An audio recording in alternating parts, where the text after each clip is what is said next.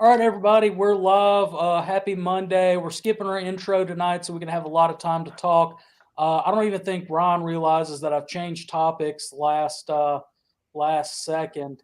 But before we get kicked off, the views and opinions expressed on this program, especially on tonight's program, are not necessarily those of the SCV, its GEC, any division, brigades, camps, or other subsidiaries.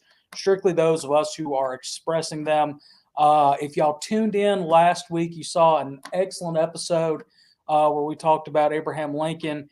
And we thought we were going to talk about Hamiltonian government, and we still might get into it a little bit. But we had a little election in between or between then and now. And I was talking to Carl via text last night, which again, thank you, Ryan and Carl, for both being on this evening. We were talking and I re-signed up for Twitter and I was looking through it and I got across the senator-elect from Pennsylvania, and just was reading all the comments from people out of state talking about congratulations and stuff like that, and got sick to my stomach with the what did I say in the text message last night? How did I say it? The hack political theater that comes every 2 years for the House of Representatives, 6 for the Senate, and 4 years for the president, and how we as Americans, or we as Southerners specifically, need to that these elections need to be a reminder of us to think locally and act locally. So kind of jump into Hamiltonian American, Jeffersonian American, and any other topics we can come up with that. Sound fun? Hang on a second. I got to give my disclaimer. Okay. I will be making frequent trips on and off camera because I am cooking chicken and dumplings. So my stove's about 12 feet from me. I got to run back and forth. And by the way, Ryan, I kind of got bombarded with this topic too, which is why I have my rare frop hat on, because I have no idea I have no preparation whatsoever for tonight. I don't either now. well, it's going to be fun. Unorganized chaos is fun. At least, that's what they tell us. You cannot trust the mind of Conroe. No, you cannot. Well, if you're Celtic, that's kind of part of our heritage, isn't it? Organized chaos. Yeah, exactly. Changing stuff last second, but no, and it kind of does dive in, at least through everything that I understand with it, the infatuation that we have as a nation now about the centralized federal government and the elections that happen, the federal level elections. It kind of does go back to that Hamiltonian idea that he was trying to push, and that Lincoln eventually succeeded with us having with the American democratic system instead of the Republican system that we talked about last week. So it all kind of does tie in together. No, it don't kind of tie in together. It is directly the materialization of the Hamiltonian system. And Hamilton said it in Philadelphia. You might as well go ahead and name a king because you're going to get one anyway. We got one. Yeah, it's an oligarchy, but 6-1. There's never been, contrary to popular opinion, never in history has there ever been one absolute dictator that controlled a country. He has to have other supporting members around him. He's got to have a cabinet. He's got to have some level of support from whatever the rest of his government looks like, especially including the military, which was one of the reasons our founding generation so feared standing armies, because they regarded them as the tool of tyrants. As St. George Tucker said, wherever the right to bear arms is in any way diminished and standing armies are kept up, liberty, if not already annihilated, is on the brink of destruction. So when we think of tyrannical leaders, of tyrants, of monarchs, in almost every case that I can think of, what we're really talking about is an oligarchy. Yeah, there's no question about that. Particularly when you understand the original system. Brian McClanahan did a really good episode on this maybe a few weeks ago on his broadcast, how Congress has screwed up America. And I sent him an email and I said, I had an idea for that exact book. I said, but you need to do it. He's like, I don't have time to do it. You'll have to do it one day. So maybe I will. But the point is, Congress was supposed to be I don't like this 3 co-equal branches. Congress was clearly the strongest of the 3 branches. Absolutely. That's why it was listed first. The people had representatives. The states had representatives. And they really control everything else. People say, well, they're co-equal. No, they're not. Congress has power over the other 2, extreme power over the other 2. And the problem is, as he said, and it's exactly right, that's what's wrong. Congress has become the most political branch. Now they don't want to do anything. They're more interested in feathering their nests and staying reelected. So they're not going to do anything. It's easy for them to let the Supreme Court do it, let the president do it, and say, oh, well, we didn't, court ruled, we can't do it. It's law of the land. We can't do anything about it, because most people don't know that they can do something about it. And that's the way they want. They abdicate their role. And a prime example of that is, Roe v. Wade could have been overturned 49 years ago, either by Congress or through state interposition. And the Republican Party specifically has pretended otherwise for nearly 5 decades. No, we got to put it back in the court's hands. Another area that they routinely do that on is on the declarations of war. The president's commander in chief, whereas anybody who has an inkling of understanding of what that term means, as originally intended, as ratified, commander in chief does not mean that the president has any authority to take us to war. But those are 2 areas that I can think of off the top of my head where Congress basically they abdicate their power. The other 2 branches have no enforcement mechanism for anything. I don't know if Andrew Jackson actually said it or not, but there's an anecdote out there that Jackson said Judge Marshall has rendered his opinion, let him enforce it, and that was tongue in cheek because he knew he couldn't. Yeah. There's no record of it, but that sounds exactly like something he would say. So he probably did say it or something to that effect, because nothing happened. I mean, he allowed Georgia to go ahead and remove the Cherokee in total defiance of what Marshall had said. But Marshall didn't intimidate Andrew Jackson, and that's the difference.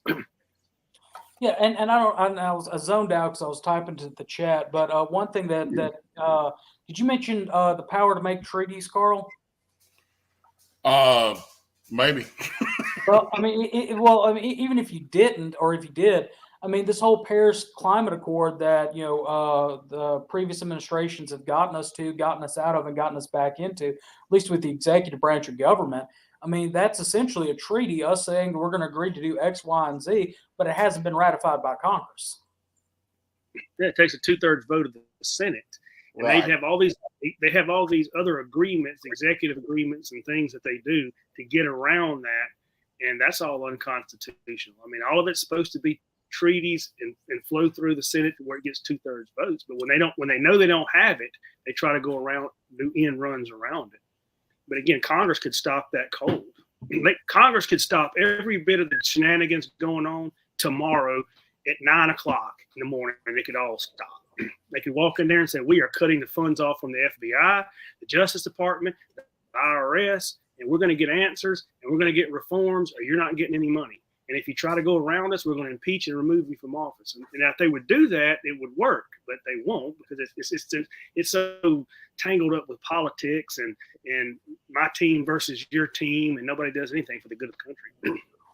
And talking about the unconstitutional aspects of several of the stuff that's happened over the past, my entire lifetime, it goes back to kind of the brunt of, or the overall theme that we've had, with this is thinking locally, acting locally, because nullification with the states' rights, the 10th Amendment, that think locally, act locally, that your local and state government is what impacts your life more, should impact your life more, and what our founders originally wanted it to, at least in the Jeffersonian ideology, is the way that we modern day have to fix that.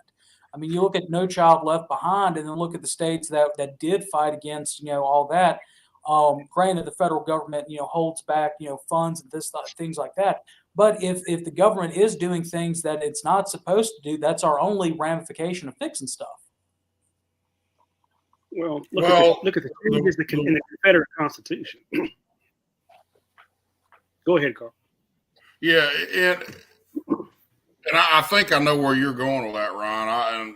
Yeah, you're right. The Confederate Constitution actually, I don't want to say put more power in the hands of the states, but they made it more explicit than it was a lot less ambiguous the way that they wrote it up when they ratified their Constitution. But the basic idea of the American government as it came out of Philadelphia was that the states control the general government and the people control the states. The states are the final arbiter. The states and what is a state in the vernacular of American law and American history?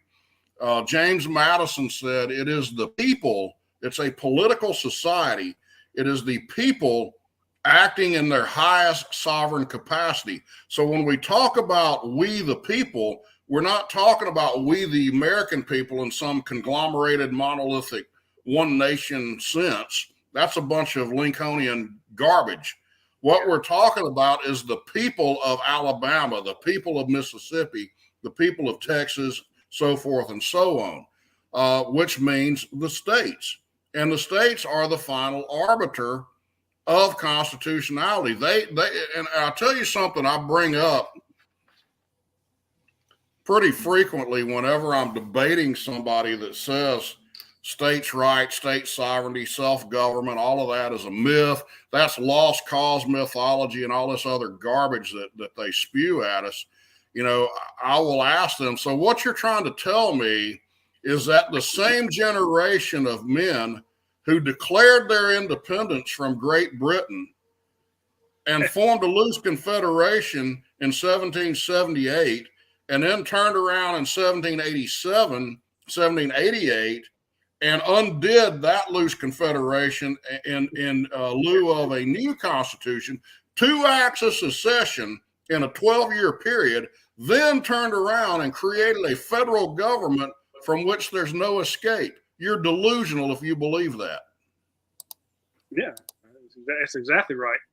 And to get around that, they have to do a lot of lying and myth making and making up stuff. And so many of these historians, go read Lincoln's rewriting of the Union and read the definition of the Union, and you see all these historians, your favorite guy Alan Gelso and Harold Holzer and some of these guys, Foner, they just regurgitate Lincoln, and that was all. I mean, the idea that the Union came before the states, I mean, that nobody thought that. Nobody at the time, I've even read establishment historians who have admitted that. Look, there was the states' right, state sovereignty, Republic of Sovereign States, Federal Republic, whatever you call it. That was the definitive. That was the definitive definition of America for 40 or 50 years. You didn't see anything else beside that. I mean, maybe when Webster came along and Joseph Story, but for decades, nobody was out there much talking about the sovereignty of the people and that kind of thing. Hamilton a little bit, but go read the Federalist Papers. But the point is, with the Federalist Papers, you don't know which Hamilton that was. Is this the Federalist right. Hamilton, or the lying Hamilton, or all the things that he said? He was just simply saying what he had to do to get it passed. Because if he'd have said the opposite of what he said, guess what would have happened? It would have went down to defeat. As you said, if they thought it was a national government, if they had thought they couldn't get out of it, if they'd have thought that the federal government would have all the power and all these things, nobody would have ratified that at all. Well, he argued a states' rights position throughout the New York Convention, And he did that for the very simple reason, exactly what you just said. He had to. New York, and this idea of states' rights being a Southern creation, no, it was not. That was every state. Every state was concerned about losing their standing within the Union. And even after he argued that very strong states' rights position in the New York Convention, it still only passed in New York by a margin of 3 votes. They still were not convinced that the federal government was not going to erode their sovereignty in some way. And when that convention met, 2/3 of the delegates were against it. I mean, it was going down when it met. That's the whole purpose behind the Federalist Papers. We got to convince enough people that this is not what they think it is. I mean, there's a lot of people like Patrick Henry that smelled a rat and thought this was bad. But what happened, and things didn't go well under Washington and Adams, but the people reversed that in 1800 with Jefferson, and you get about 6 decades of the Jeffersonian America, which, again, I think I mentioned last week, Don Livingston says the freest, most prosperous people in the history of the world. I think that's exactly right. And that was destroyed in 1861 to 65. I'll be right back. Go check your dumplings. Don't burn them up. Look, that's good that he cooks, because I can't cook anything, and that's I don't know if that's good or bad, but give me the archives. I mean, I've had Carl's cooking, and it is pretty good. It's not that bad. And I'm sorry I cut your face off there for a second, but I copied the beginning part of Kentucky Resolution Number 1. Which you would think that that would be a dead give on, or at least in the academia, that's a primary source from the era, from guys who were dealing with the founding after the American Revolution. And Ron, maybe you can allude to it, but why academia chooses to ignore that, especially when they write in the beginning of it, that the several states composing the United States are not united on the principle of unlimited submission to their general government, but that by compact under the style and title of a constitution for the United States and of amendments thereto, they can God, I might need to put on my glasses. Put them on. They constitute a general government for the special purposes delegated that the government certain definitive powers, reserving each to the state itself. Well, how you get around that's very easy. They trash Jefferson and Madison as a bunch of radicals, and most of these people in these academia are Lincolnians, Wilsonians, Rooseveltians, all of these types of mentalities. So they have a natural anathema to Jefferson, and they're the very ones running Jefferson down. They're the very ones trying to tear the statues down and that kind of thing. They would like to get rid of all of it. But when you look at the founding writings, it's all there. And I see a comment here. Is there a good commentary on the writings of the Jeffersonians in the era of the Constitutional Convention? Look at the Anti-Federalist Papers. Most of those became the Jeffersonians. And there's some outstanding stuff in there, particularly when it comes to the judiciary and what has happened to our federal judiciary. There's one specific Anti-Federalist paper that says, this judiciary, the way it's crafted and the way it's worded, is going to swallow up the entire government. Is that not exactly what's happened now? I mean, we sit around all the time waiting for the Supreme Court to render its decision so we can know what to do. So as Clyde Wilson has said, we've transferred sovereignty not to the people of the states and not even the people as a whole. The sovereignty is now on the Supreme Court. And I think he's exactly right. And so check out the Anti-Federalist Papers, and you're going to find a lot of things in there that's happening now that they warned against at the time. They didn't trust Hamilton at all. Yeah. Well, I mean, especially to a court that is seated for life or retirement or death, whichever they decide to take first, that has absolutely no accountability to the American people. Yeah. The Anti-Federalist Papers. I mean, there's a lot of them. There's some thick a lot of writings there. And this is the one people don't ever want to read. They'll always say, go read the Federalist Papers. Well, there, as we've said, there's a lot of malarkey in that, particularly from Hamilton. But there's a lot of anti-Federalist writings that are also, they're very good, very Jeffersonian in their writing. And I see Brother Kennedy down there saying, take a look at Rawls' View of the Constitution. That's another good book. There's a lot of older books that out there.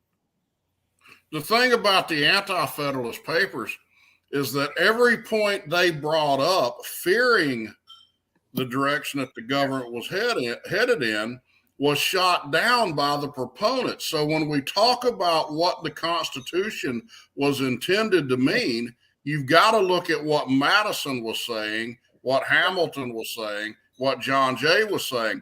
They were arguing, they were saying the Anti-Federalists were wrong, that no, that's not what we're doing. So using and there's a lot of, I'll be nice and say disingenuous academics out there that will say, oh no, they intended a central government. Look at what Yates said, or no, they were expressing their fears, but while the proponents were in effect saying your fears are unfounded. Yeah. Well, I mean, it's depending on how you look at it. And of course, if they were alive today, they would say, see, our fears were very well founded. Sure, they were. It just took a war to destroy most of the country, because the problem was it was the South that was maintaining all this stuff and keeping this from happening. And that's what they didn't like. The South was in the way. The South was stopping their economic plans, their political plans, their expansion from sea to shining sea, the manifest destiny. We don't want any blacks out there. We get rid of the Indians later. All the things they were trying to do, the Pacific Railway Act, all that stuff. The South was trying to stop all of that, and that's why they had to get them out of the way. And when you had, look at your greatest constitutional thinkers at the time. They weren't Northerners. Joseph Story don't know what he's talking about. It was Calhoun and others in the South that were the real geniuses of constitutional government, and those are the people that they wanted to get rid of and destroy that. And you look at some of the things that were said during the war. We're destroying this notion of states' rights and state sovereignty and that kind of thing, and it's all through it. Well, and in reality, you hear even to this day, well, Webster made this point and Webster made that point, but if I'm not mistaken, in all those great debates between Webster and Calhoun, Webster ultimately came back and admitted Calhoun had been right all along. Yeah.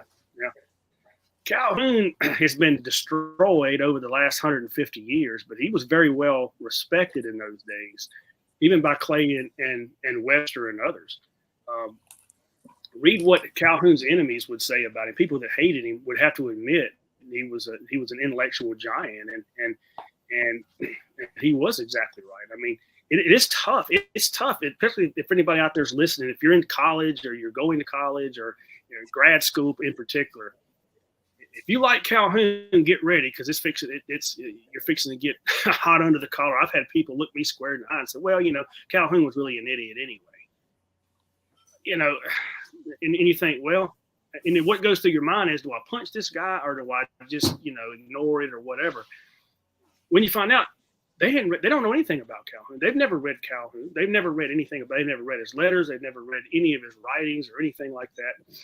Not only that, other Southerners that had such tremendous commentaries on the Constitution. John Taylor of Caroline. These people would run circles around so-called Northern Yankee intellectuals. They didn't really have anybody. Joseph Story, and then it kind of falls off. Lincoln was nowhere near the intellectual prowess of Calhoun or anybody. Well, and the great thinkers that they did have, in north of the Mason-Dixon, like Lansing and Yates and George Clinton. Well, guess what? They were states' rights guys. Yeah, and Brownson too, Orstiz Brownson, after the war, who wrote the American Republic, and he actually says in his writings in Brownson's Quarterly Review, you can go find that they're very good to look at. I'm actually doing a profile on him. And he said he preferred Southern society to Northern society. He wanted to see slavery gone, but that was it. He said everything else that we need to keep the same. The Jeffersonian Republic, the Republic needs to remain the way it is. He didn't like Yankees. Even though he's from Vermont, he didn't like them. He called them madmen.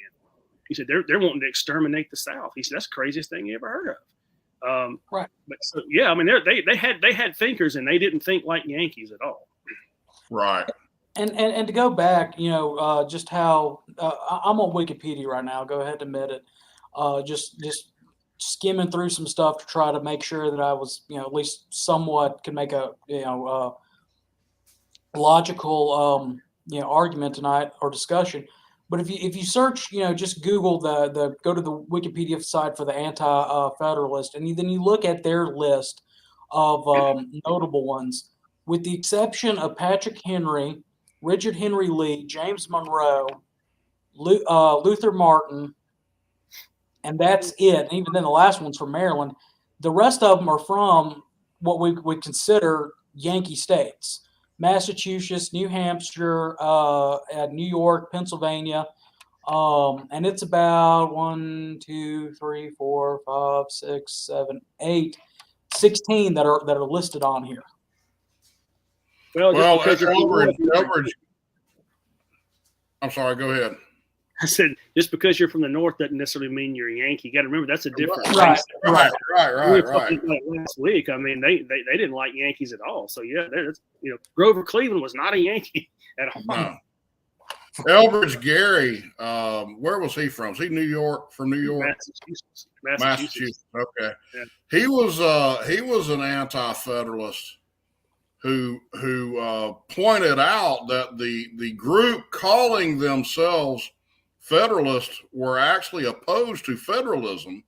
They were nationalists. Right. And the anti-federalists were the real Federalists. He said what they should have been called. He said what they really were those who were in favor of ratification and those who are opposed to ratification. And what they should have been called was rats and anti-rats. Yeah. He was right. I mean, he's exactly right. I've often thought they named their party that for nefarious purposes. Oh, sure they did. Sure, absolutely. Because it is hard to explain to students. I have to try to explain to my students the difference, because federalism, little f federalism, division between the powers between the national government and the state governments and delegation and that kind of thing. But this is the Federalist Party, and they're not doing that. And then the Jeffersonians come along, and they're doing. It gets confusing. But yeah, they're liberals have always had a play on words. They've always used words and language to hide what they're really doing. I made that statement last week. Yeah, I mean, they don't change their spots. They never change. Yeah, subterfuge. Well, and really, they were the ones that called the Philadelphia Convention to begin with. And what did they do? The first thing they did was vote to close the doors. Well, before that, even they promoted it as a convention to amend the Articles of Confederation. And then when you got there, you found out, no, we're gonna strip the whole. We're gonna completely come up with an entirely new form of government. And as you mentioned earlier, the only way around that legally is to say we seceded from the Articles of Confederation, and then went into even though the Articles of Federation in the preamble it uses the term perpetual union. Obviously, that went out the door. Right.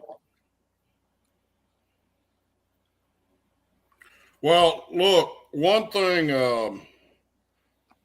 I was actually looking up another quote today because we were going to talk about the, how far off track we are based on the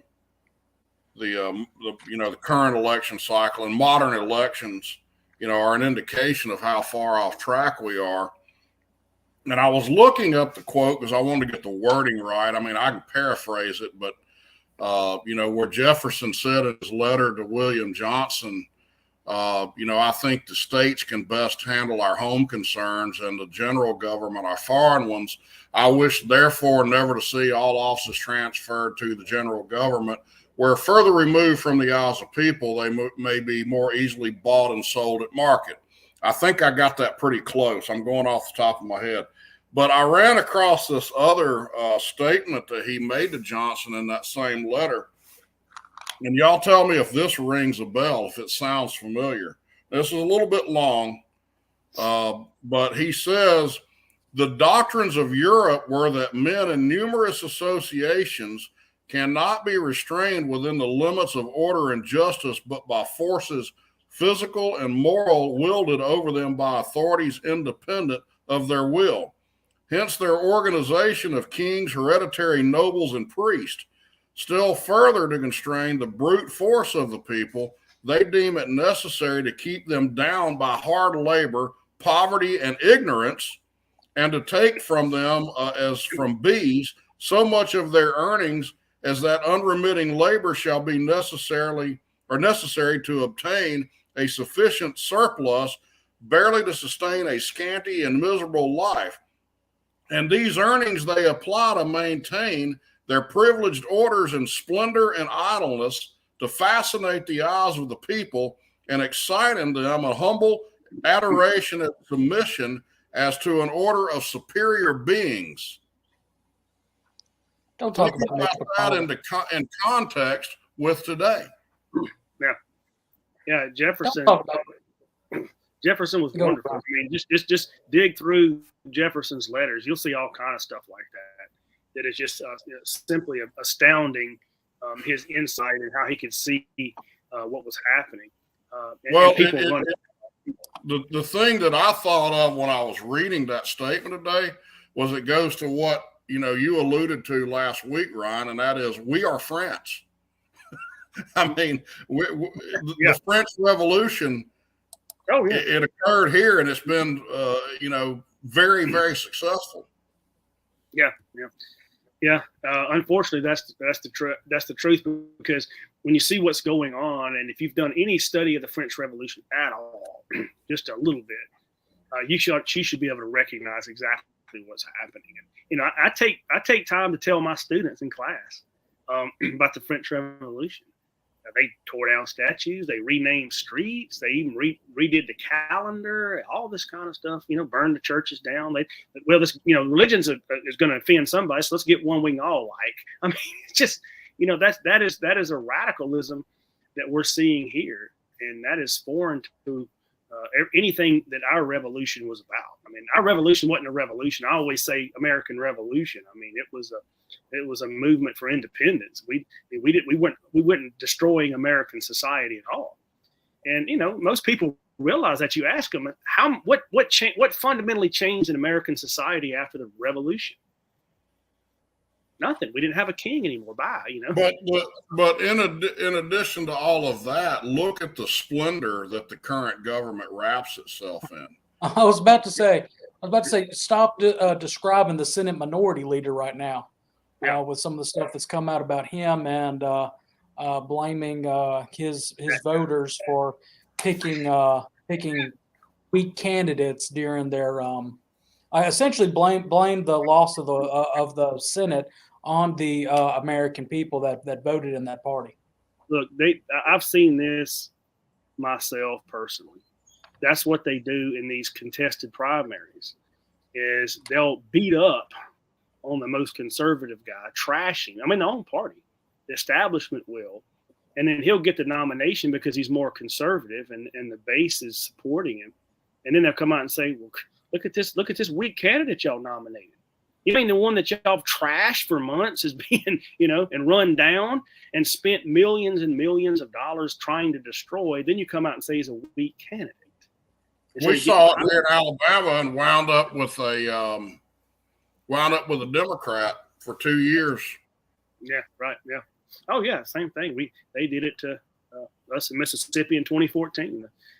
Chris McDaniel nearly beat Cochran and had, I forgot how many millions of dollars had been spent against him that came right out of the Republican Party's coffers. False barber. Yeah, I mean it's that's what they do. I mean, if we don't get rid of Mitch McConnell, I mean, who cares what they do?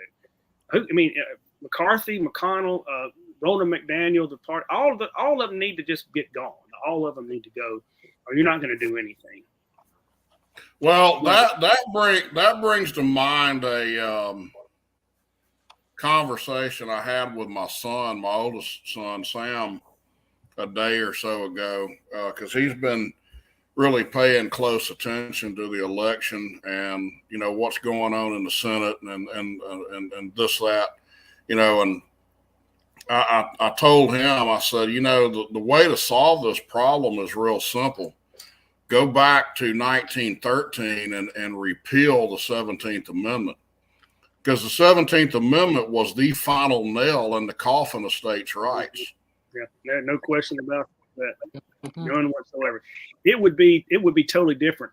I mean, if you look right now, and I don't know how the current makeup, but just a couple of years ago, Republicans dominated legislative chambers across the country, so much so that I think when Obama was president, Republicans would have had over 70 senators based on the number of legislative chambers that they controlled. Because why is that the case? Because so much of the country's red. I mean, even look at Pennsylvania. Pennsylvania's got a Republican legislature. They're weak. They're cowardly. They're a bunch of rhinos. They don't do anything. They're not going to do anything. They got a total mess. They got a total, you know, just a clown show in Pennsylvania as far as their elections are concerned. I read a story the other day. I think they're looking at the fact that maybe several 100,000 illegal immigrants voted in that election. How do you I said shocking. Yeah, shocking. And of course, the first thing I thought about was the Confederate Constitution, where it specifically said only citizens of the Confederate States could vote in elections. I wonder why they put that in there. Isn't that interesting? No doubt. All those years ago, that would be nice to have that today. But I mean, that's why they talk when they talk about democracy. That's what they're talking about. They're talking about mass democracy, bringing in a bunch of people, dumbing people down, throwing things at them like student loan forgiveness and that kind of thing, and bread and circus. Yeah, and all of that, and outvote us. And when they get to that point, yeah, of course they want mass democracy. That's not what we are, but that's what they're trying to create. They're trying to do that, and they're trying to go around the Electoral College and do all these things to get rid of it. I fear we're actually in a position now. We may not. People talking about DeSantis in 24, Trump or whatever. We may not win another election, a presidential election. We better start electing some DeSantises across the country in governorships and lieutenant governorships and in legislative chambers and fighting back that way, because the way they got these elections. I would rather see that anyway. I don't want DeSantis as president. What I want is about 30 more governors like him. And look, DeSantis is not he's not perfect. He's not a Jeffersonian necessarily in his views of what government should do. He's a little more militaristic than I would like. But okay, that's fine as long as he keeps that in Florida. But what I do like about him is, and I think this Kerry Lake out in Arizona may wind up being the same way. Kristi Noem in South Dakota, which, by the way, you know, the South Dakotans that I've ever met are culturally very similar to Southerners, you know. But, you know, you got three of them right there that potentially would take up the mantle of Jefferson, in that they're telling the federal government, get out of my business. And at the end of the day, if we've got enough governors and enough legislatures like that, I don't care who the president is, because they're going to be powerless. Yeah, it shouldn't matter who it is. Yeah. I see a comment down there. People talking about electing lieutenant governors, and that just depends on the state. Right. In Mississippi, the governor's not that powerful, but the lieutenant governor is. The lieutenant governor has a lot of power, particularly over the Senate. He appoints he's like the speaker. He appoints all of the committee chairmen. He controls the flow of legislation. He assigns bills to the committee or don't assign a bill to the committee. So he can move legislation in the direction he wants. And when you get lieutenant governors in states like that are terrible, like the one in Mississippi, that's why you don't get anything coming through the legislature. Now Florida doesn't see that. The Florida governorship is much stronger, and of course DeSantis is able to get a lot of what he wants through the legislature, and they're passing good bills like they passed the other day, banning all this gender transitioning for kids and all of that stuff. There's a lot of good bills they passed in Florida because they seem to work very well together. Now, in other states, that's not the case, but people got to do better to elect better people in the legislature and in your local governments, the school board. All that stuff's important. It's more important than the presidential election, in my opinion. Quit worrying about the president. Worry about the idiot down the street. Yeah, and that's the big thing is, like just like Brian says on his personal podcast, is think locally, act locally. We've got to do that. I mean, if we want to survive culturally as a people, we've got to start thinking locally and figuring out, okay, well, for example, in Mississippi, we just gave some business a huge tax break for a aluminum plant or something like that, expansion of a plant in the Golden Triangle. Well, that's all well and good, but how many Mississippi jobs is that actually going to bring in? It's going to help the state's tax revenue, but are they going to be starting to bring in all these Yankees from Detroit or wherever, and suddenly or bringing people in from California who are going to try to they leave their state because they hate the government over there, but then implement the same governments that we have here at home? I mean, come on. Yeah, I mean that's just it. I mean, you have to look at it that way, and we got to get the presidency out of our head. And quit focusing on the presidency and even Congress and strengthen up our states and get some strong people to run for those offices. Think locally, act locally. That's something that needs to be on everybody's mind. I mean, and when you were saying that, I was thinking about Mather Biles and his quote, which is better to be ruled by one tyrant 3,000 miles away or 3,000 tyrants not a mile away. They used that in the movie The Patriot, but that came from Mather Biles. I mean, your city council, your school board, they can trample your rights just quicker than the federal government can. Right, and in the battle of Southern heritage and stuff like that, at least dealing with our monuments and symbols and state flags and things like that, it wasn't the federal government that has mandated that all Confederate statues in the South have to come down. It's not even in some cases the state government that's doing that. It's your local county officials. That's why the state and local, keyword local, there has to be important in our idea, in our mindset about what we can and should do about protecting ourselves and our symbols.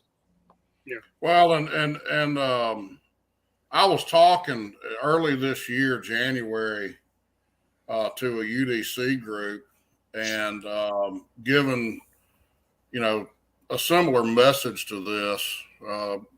And I heard one of the ladies lean over to the lady sitting next to her and say, "You do realize that our city council votes on the curriculum taught in our schools."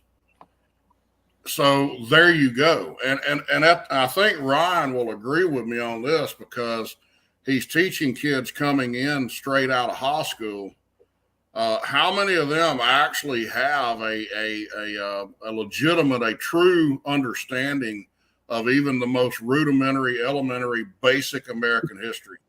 I would say unless they were taught at home, probably zero. And by taught at home, I don't mean homeschooling, because some of the homeschooling curriculum is just as Lincolnian and jacked up as private schools, public schools, all the other, So it's, I think to me that, that I've been saying this for 20 years or more, but at the root of all of this is control over education. You base, I know at least I do, I base my views of modern politics over, lessons from the past. And if you don't understand those lessons from the past, then you're just kind of, throwing darts with a blindfold on.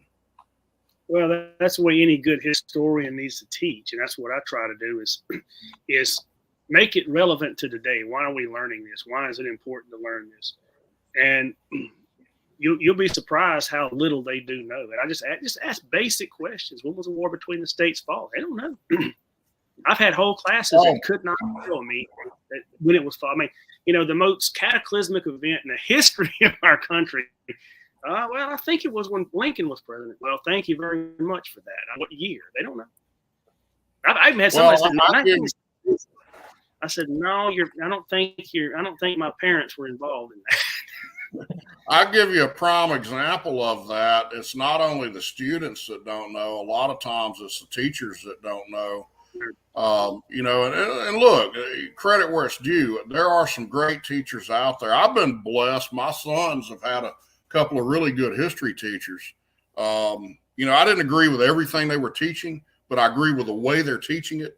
They're not telling them this is, concrete fact. They're saying, here's the textbook view of it. Hey, that's great. All right. But I encountered this one guy. We were at as a Veterans Day celebration in my SCV camp. We were setting up, our display. And then there was this other group. It was a bunch of guys in Civil War uniforms with a bunch of artillery out there.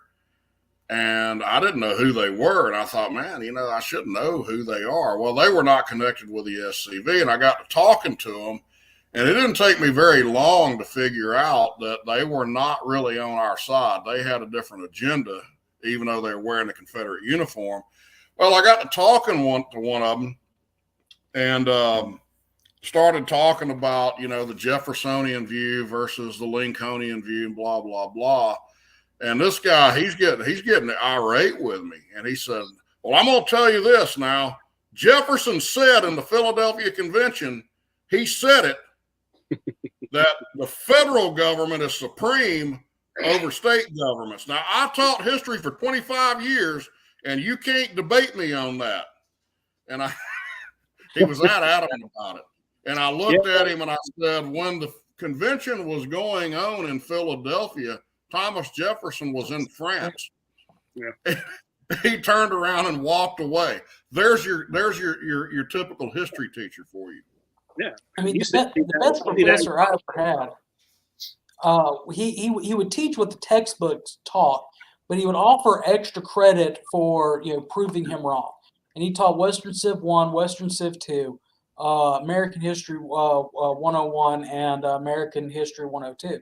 So, and I would get into debates with him, and we would go after this, and I'd bring these primary resources and stuff like that to him, and actually ended up making more than what I should have in the class because of just getting into him and giving him he gave me the opportunity to prove him wrong, and I proved him wrong in several cases with historical evidence.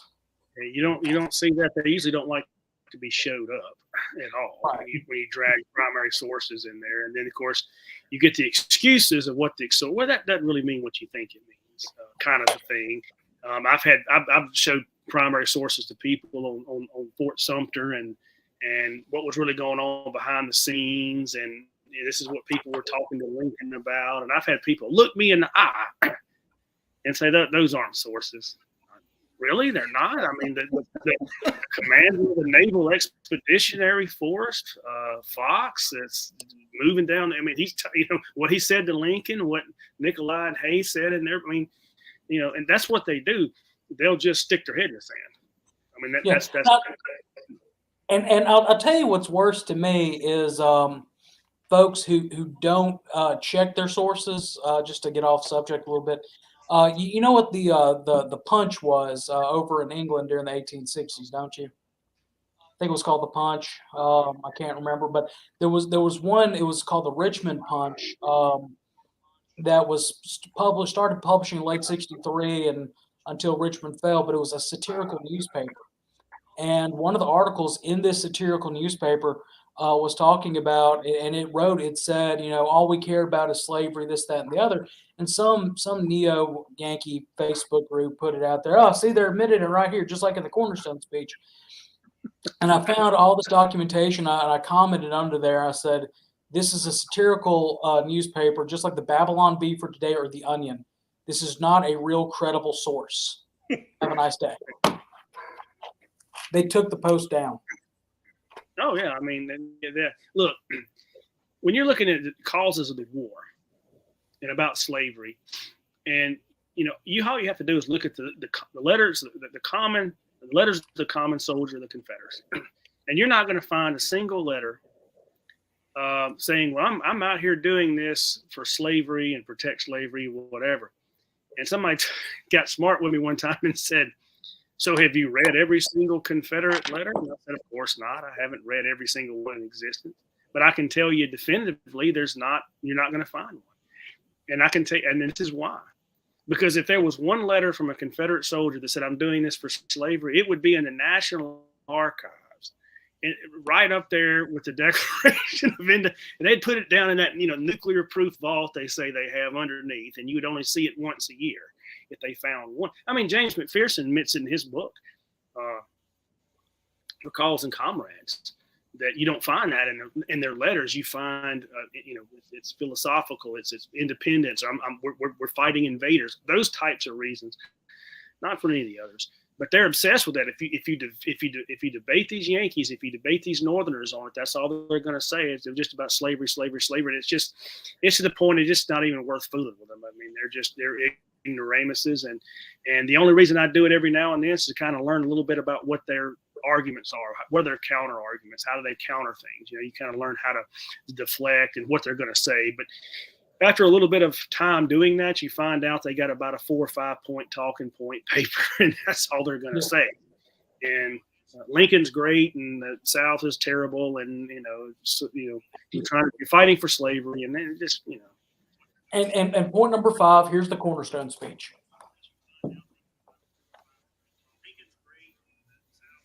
Yeah, the cornerstone speech is one of the most misunderstood. Yeah. They fall back on that, but you take one sentence out of that and shoot down their entire narrative. I mean, there's a lot more. I mean, Stevens answered that definitively in his own journal, but if you just look again, it goes back to what Ryan said earlier. The left likes to mangle words and use them out of context, but Stevens said in there, slavery is the immediate cause. All right. When in the 19th century, when you said the immediate cause, that means there were other causes prior to it. It's kind of like in today's vernacular saying this was the straw that broke the camel's back. But even still, he wasn't saying that. It wasn't a racial message that we want to, we're fighting to keep people in bondage. It was a message that the federal government has no jurisdiction here. And just like on these other past causes, they are meddling where they have no jurisdiction, and they're intruding on the self-government and sovereignty of the states. It's cherry picking evidence. They pick out 2 or 3 little things like that. And they say, the Mississippi's Declaration of Secession. Look at this first sentence and read all of that. And they cherry pick, and they pick 2 or 3, and that's all you're going to hear. And they don't even look at the context of Mississippi's Declaration of Secession, that document that was written out.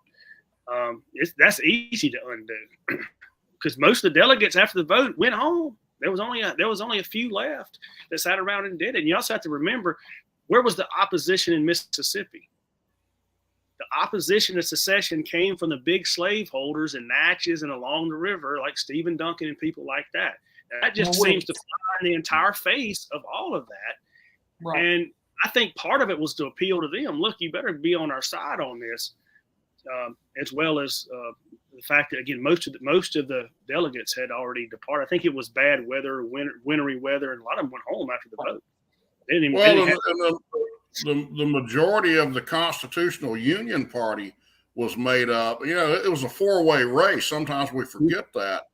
But the majority of the Constitutional Union Party were large plantation owners, large slave owners, and they were opposed to secession because they knew that the North didn't have the votes to end it as long as they stayed in the Union. They thought slavery would be more threatened by leaving the Union than by remaining in it. You see that on all these major plants. Now, not in South Carolina, but you go to Mississippi and other states. Yeah, a lot of them were old Whigs. They had been very conservative Southern Whigs in Mississippi and Louisiana and places like that. And yeah, they were thinking like business people, and business people don't want to upset everything. Why do we have to do it? Slavery is not under threat. Yes, that's true. Slavery is not under threat. I think you can prove that definitively. I think most people did. But I think if you look at other states, look at Georgia's convention, look at South Carolina's convention, look at the speeches, what they were saying. They were not all about slavery. Most of them were not. Most of them were about the tariff and economics, and they knew what kind of person Lincoln was. They knew the here comes Clay's American system. I mean, we're fixing to get it. And the last time we got it, we almost went bankrupt.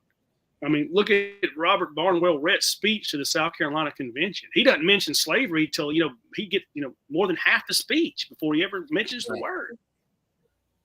But all of that, in my opinion, all of that, this, and I think this is where we see in the modern era, Democrats and Republicans teaming up, and it would tell an educated populace what I'm about to say.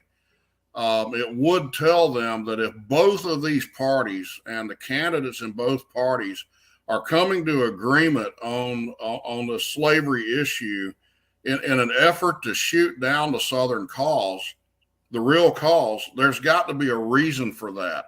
And the reason is to maintain the federal Leviathan that we're all saddled with to this day. Yeah, no question about that. Politics and the role of government had a lot to do with it. And they could see that coming. I mean, people knew who Lincoln was. I mean, politicians, they knew what kind of guy he was. They knew what was coming. I mean, look at the fact you got a president elected that got 39% of the vote. Right. In a four-way race, right. In a four-way race, he got 39% of the vote. Wasn't even on the ballot in any of the southern states. I mean, they looked at that and said, all they got to do is win that group of states right there in the north and northeast and the Midwest area, and we're never going to win another election. I always tell my students that they were looking at it politically. Go back to the election of 1856. Buchanan just barely got over the line in a three-way race, and then in 1860, that's what happened. And they're saying we're never going to win another race, and they didn't until 1884. They didn't. I mean, They did not win another race. I mean, that's what they were looking at. But everything that we're mentioned about the pre-existing causes, to get back to what we're talking about, the tariff and taxation and the federal government overstepping its boundaries and doing things that it shouldn't do, the shift away from the agrarian society with the Jeffersonian ideology to this modernist, globalist, financial nightmare that is the banking system, everything like that. Same problems that we were seeing 160 years ago. Same exact thing. And history is just repeating itself. Yeah, it is. I was looking for a quote I was going to read you. I'm actually writing a speech that I'm giving to the Jefferson-Jackson Day back in Jones County, Mississippi in January. So I'll be speaking there at the Jefferson-Jackson dinner. If anybody's going to be there. Huh? In the Free State. Yeah, I'll be back in the Free State, of Jones. But I was putting together this speech, and I ran across this quote from the London Times. This was in May of 1861, and I just thought it was so funny. They're talking about Yankees. They're talking about New Englanders, and I have two different pair of glasses.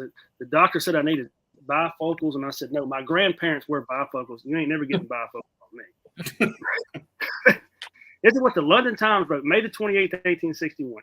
The New Englander must have something to persecute. And as he has hunted down all his Indians, burned all his witches, and persecuted all his opponents to death, he invented abolitionism as the sole resource left to him for the gratification of his favored passion. Next to this motive principle is his desire to make money dishonestly, trickily, meanly, and shabbily. He has acted on it in all his relations with the South and has cheated and plundered her in all his dealings by villainous tariffs.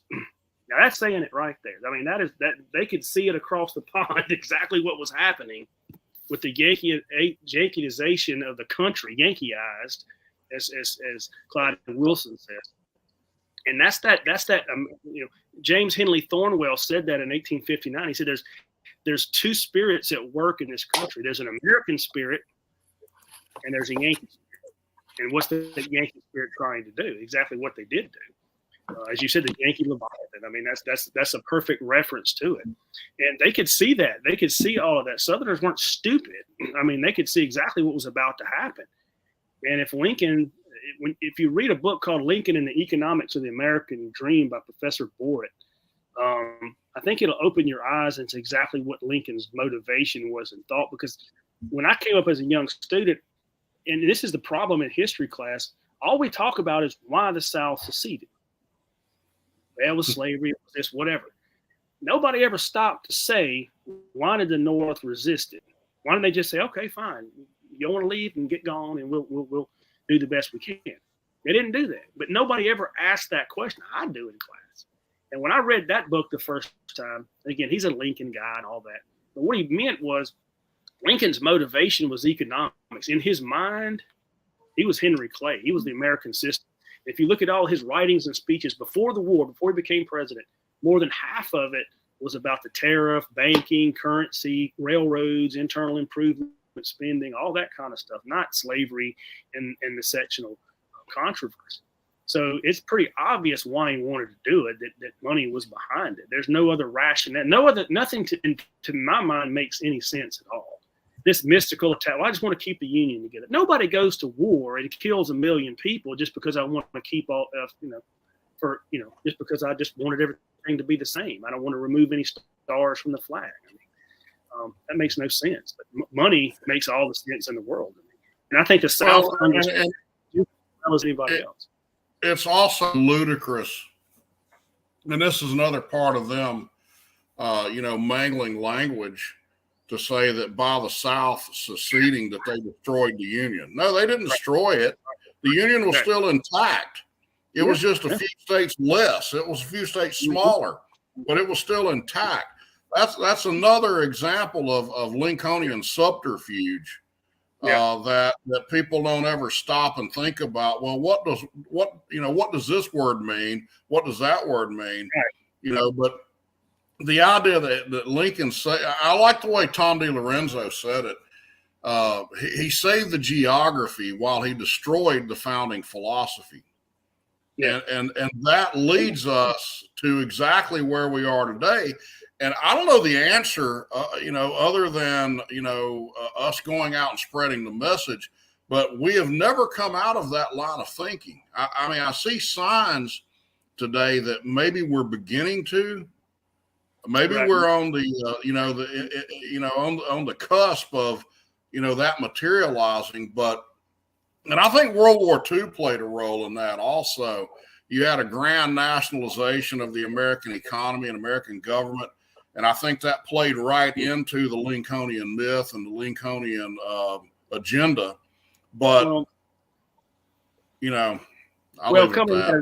coming out of the Depression, people after the Depression and the war start to see the federal government as some kind of a savior. Almost, they have a lot of the ratings of the government and the polling of the government. Do you trust your government? And that was destroyed with Vietnam and Watergate. But that's the thing about today I don't understand. How can you have a poll before the election the other day and say 70, and even CNN reported 73% of the people said this country's on the wrong road. And then you turn around and elect the same people that are still in office, or you elect the guy in Pennsylvania that can't even talk. And so you think it's on the wrong road, and you just return the same people. The governors that locked people down and people lost their jobs and business, and you turn around and put them right back in office. Now, did you see that very short message that Judge Napolitano put out this week? Why was there not a red wave? It's because people have got to the point where they don't trust the Republicans any more than they do the Democrats. And we know the Democrat Party's bad, but the people that you're running against, just what you said earlier, they're hand selecting and financing these people that are no better. Yeah. You know, how do you expect to win that way? And so we're left with no choice. It's you know, who, Connor, tell me this, who was behind without a referendum changing the Mississippi flag? Was it the Democrats? Who? No. So you're getting, forgive me, you're getting, I was trying to think of a nice way to say it, stabbed in the back either way you go. Yeah. It's this. Brian McClanahan's exactly right. It's the same old Republican Party it's always been. The Jeffersonians don't have anywhere to go. I mean, we vote for, DeSantis or this one or that one, Rand Paul or whoever. But top to bottom, the Republican Party is the same old radical Lincolnian Party it's always been. And Rand's an anomaly, and not nearly as, I like Dr. Ron more than I like Rand. But he's just the closest thing that we've got right now as sitting in office. Rand is a more polished and pragmatic version of his father is what he is. I think that they ultimately believe the same things, but Rand is a little bit more of a politician, whereas Daddy, Ron comes out and tells you exactly what he thinks. Rand is going to kind of try to dance around it and put a pretty bow around it. So, and they're unfortunately, that's what you have to do today. It's unfortunate. And again, I go back to the education system as the nucleus of the problem. If an educated populace, you wouldn't have to do that with.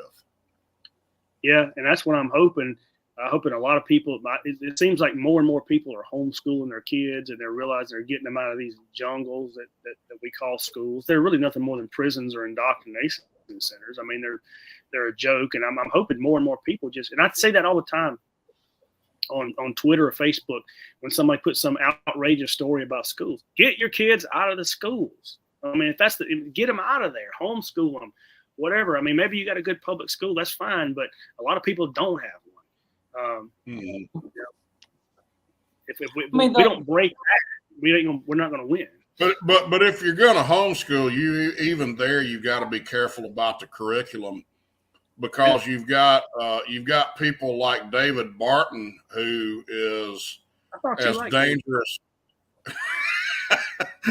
He's a you're gonna make me blow Mountain Dew through my nose like that, man. Barton's he's as dangerous and detrimental to real history as any liberal is, except he claims to be on our side. And he is, for years, he has heavily influenced the homeschool movement. So if you're going to homeschool, I think that's awesome. I think that's great. But do your homework, be selective of the materials and the curriculum that you're using. Oh yeah, there's a lot of them out there that you think are on our side. And one test, this is what I always do if it's a book or listen to somebody speak or whatever, let them talk about the war, Lincoln, and those issues, and that's going to give you a red flag. I mean, you got people like we Facebook earlier, what we were talking about, Mark Levin, people like that. Well, I want to read Mark Levin or whatever, or Glenn Beck or whatever. Glenn Beck has spent many hours on his show ripping the South and the Confederacy and that kind of thing, and they praise Lincoln. I mean, when you see a bust of Lincoln in somebody's studio, and by the way, that's Grover Cleveland, that's not Lincoln.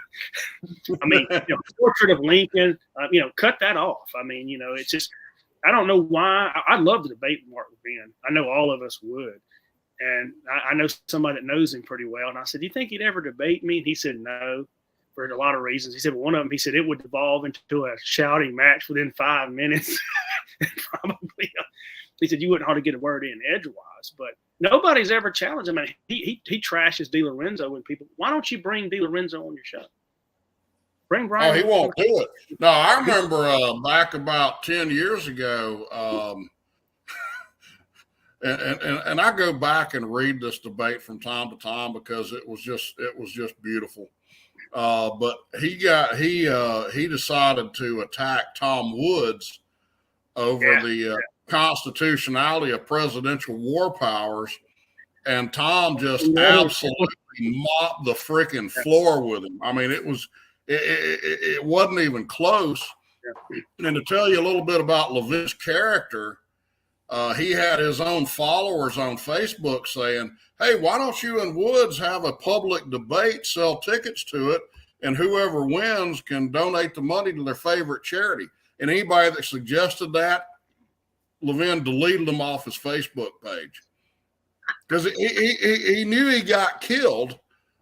He had nothing, and Tom just absolutely annihilated him. They make a lot of money doing what they're doing, and it doesn't help them to do that. They're not going to bring anybody on there that's even going to challenge them or best them in any of these arguments, because who knows how much money they make every year with their books and the things that they're doing. They're never going to do that. It doesn't do them. It doesn't, they don't benefit from it. So they're never going to do it. So we're deprived of that. I mean, I like some of the debates you can find. Lee Lorenzo debated the Harry Jaffa one time. And sometimes people will debate, but you're never going to get those guys. But I tell people all the time, you can't say you're a states' rights Jeffersonian guy, baby. But hey, I love Levin and Glenn Beck, and they're nationalists. Those guys are nationalists. They are not federalists. They're nationalists. No, they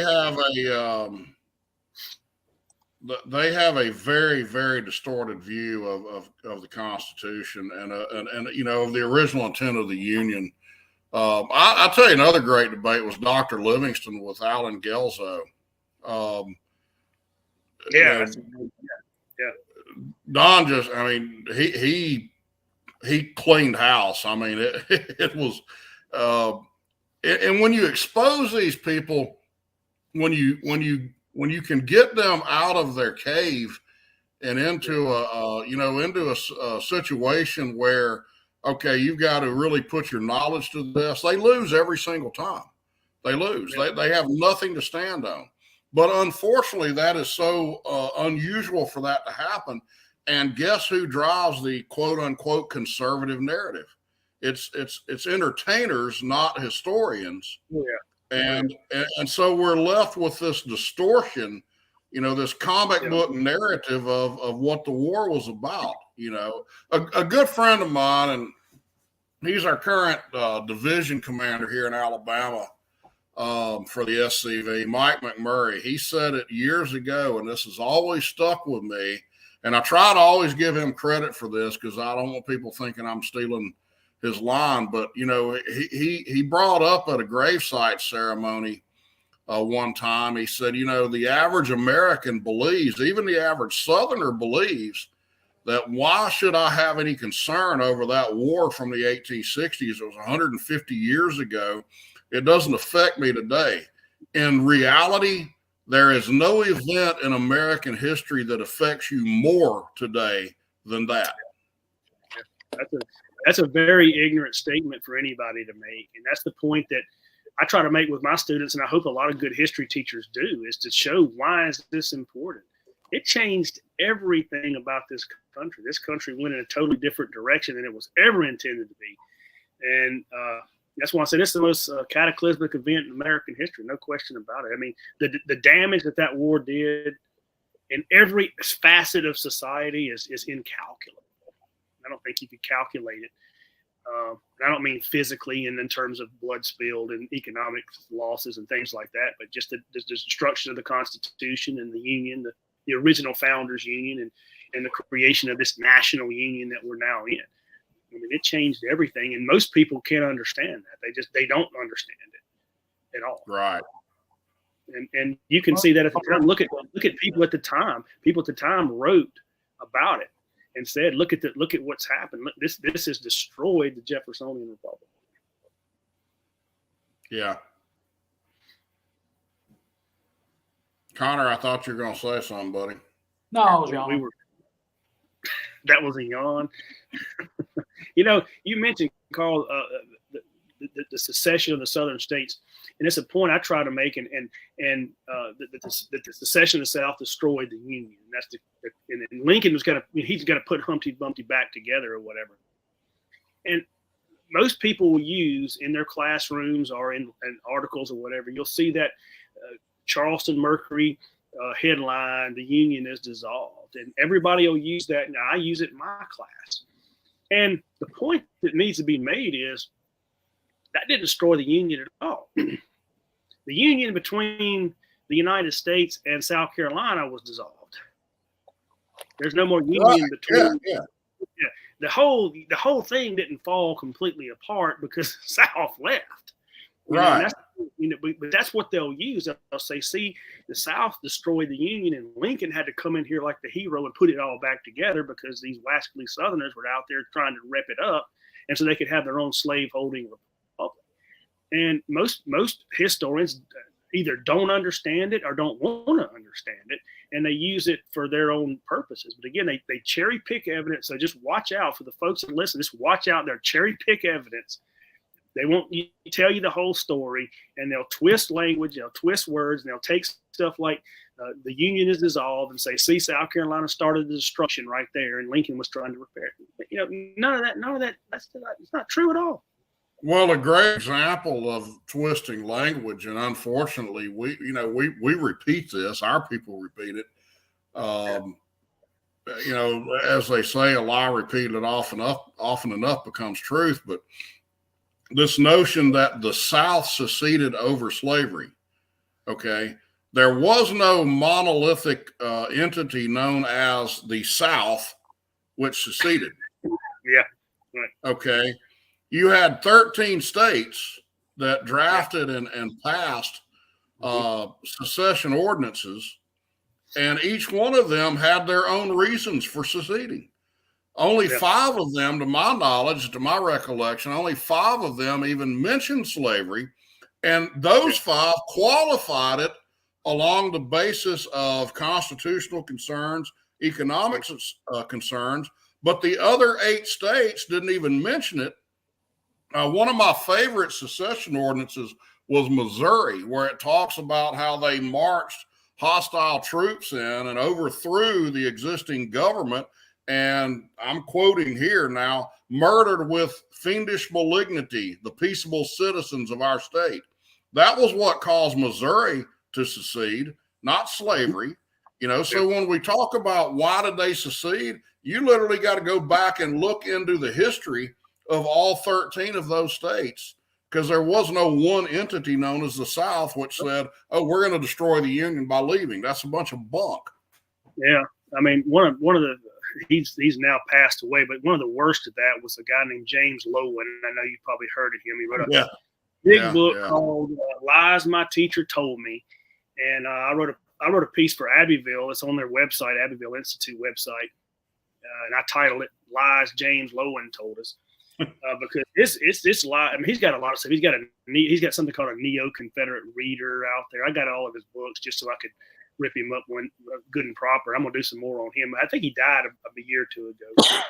But he makes that claim. He says all Southern states said the same thing. He uses Mississippi's declaration, and he even makes that statement that all the Southern states did this. So you get the idea is all 13 of them, all 13 stars represent left the Union for that specific reason. And just like you said, not every state had a declaration like that. So it's things like that are just total lies and fabrications they put out there, and they know that most people that pick that book up and read it won't ever look. They'll just say, oh, he said all of them said it. So I guess all of them said it. And they do no background work or anything like that. So there's so many lies and myths in American history, and so many authors like that are just, they have an agenda. And it's pretty obvious what that agenda is. I was about to say, and it's not a secret one. No, it's not. And I will be right back. And it's always fun to see some of them get in trouble, like Kevin Cruz, who Ryan McClanahan loves to beat up on, from Princeton. I got into it with Kevin Cruz one day on, and it's spelled Kruse, not like Tom Cruise. But he's an eminent professor at Princeton, and of course, there's no telling what he's making in salary and in writing books and things of that nature. And I tied up with him one day on Twitter over Robert E. Lee, and he blocked me within just a few minutes, and said something ugly and blocked me. And anybody that interacts with him, he'll block. And of course, he's very anti-South, anti-Confederacy, anti-Robert E. Lee, all those types of things. And of course, the other day he got into it with somebody else, and the guy went and dug into his dissertation and found out he had plagiarized a lot of his dissertation. So he's not even on social media. And so a lot of these guys have gotten in trouble for plagiarism and academic theft and things like that. And of course, I'm sure he'll be rehabilitated. I don't know what Princeton's going to do. Probably nothing.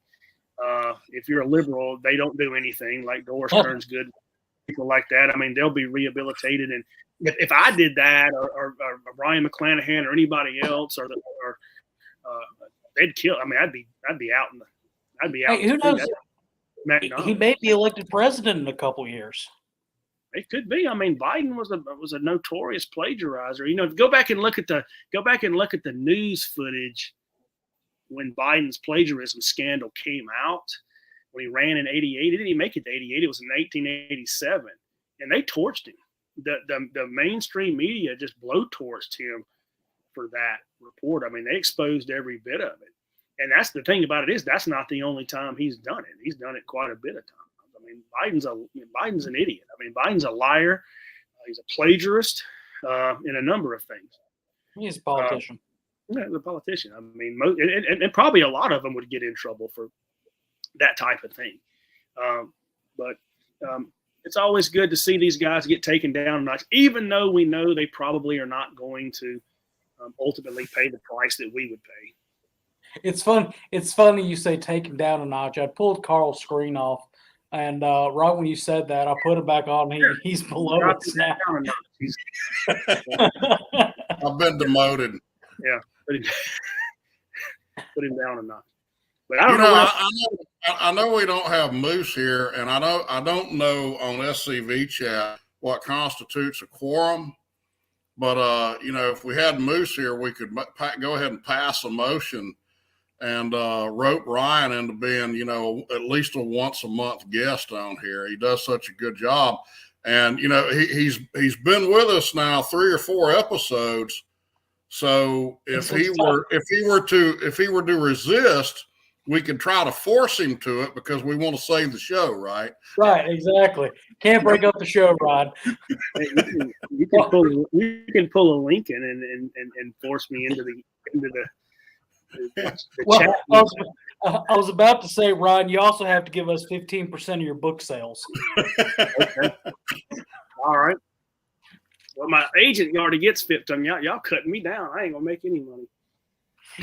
Well, look, I enjoy the show. I mean, having an open discussion like this where we can discuss things that you're not going to hear on a lot of chats. They're not going to talk about these subjects in a lot of history podcasts and things. I mean, I know I've been on some of them. I know some of them, and they're not going to get into anything like that. That's particularly now with race and these things that's going on. That's one thing I'm going to talk about in my speech to the Lee Jackson dinner in Jones County is that this race is that's the big part of this woke narrative. And I think a lot of people, it's really painful. They run from the Confederacy, and they run from their Southern heritage. They embrace Lincoln and that kind of thing. And I think a lot of it comes down to the fact that they're afraid to be called a racist. They don't want to be tagged with that. So they embrace these wrong ideas. But people that know me, that's never going to scare me off. You call me whatever you want to call me. It's never going to stop me. As a matter of fact, when you do that, I know I've won the debate or the discussion when you start slinging that at me.